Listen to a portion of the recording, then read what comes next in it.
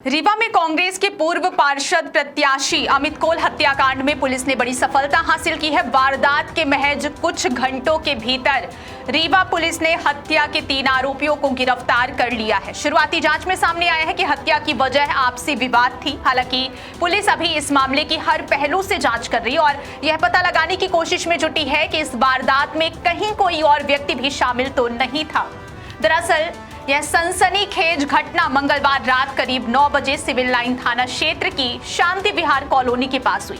कांग्रेस के पूर्व पार्षद प्रत्याशी अमित कोल पर 3 युवकों ने चाकू से ताबड़तोड़ हमला कर दिया। हमला इतना गंभीर था कि अमित कोल गंभीर रूप से घायल हो गए। आसपास मौजूद लोगों ने उन्हें तुरंत अस्पताल पहुंचाने की कोशिश की, लेकिन इलाज के दौरान उनकी मृत्यु हो गई।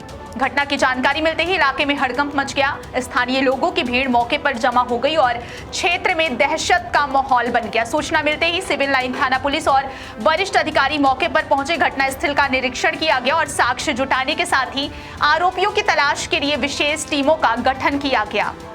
मामले की गंभीरता को देखते हुए पुलिस ने पूरी रात अलग अलग इलाकों में घेराबंदी की। संभावित ठिकानों पर लगातार दबिश दी गई और तकनीकी साक्ष्यों के साथ मुखबिर तंत्र की मदद से आरोपियों की तलाश की गई। पुलिस की इस त्वरित और सुनियोजित कार्रवाई का परिणाम रहा कि वारदात के कुछ ही घंटों के भीतर हत्या में शामिल 3 आरोपियों को गिरफ्तार कर लिया गया।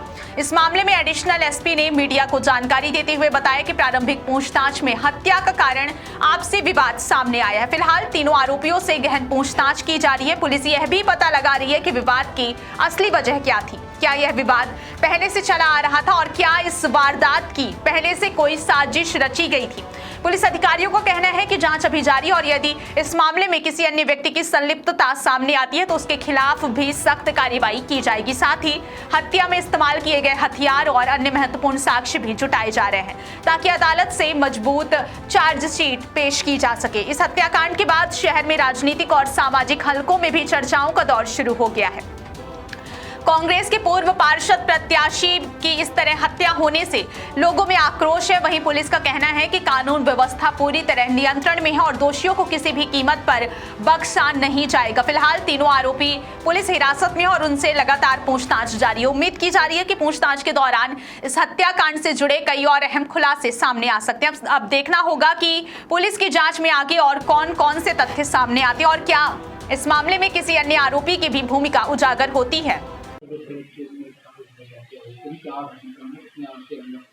जी, कल जैसा कि कल रात में घटनाक्रम हुआ, एक युवक की हत्या हुई चाकू मारकर।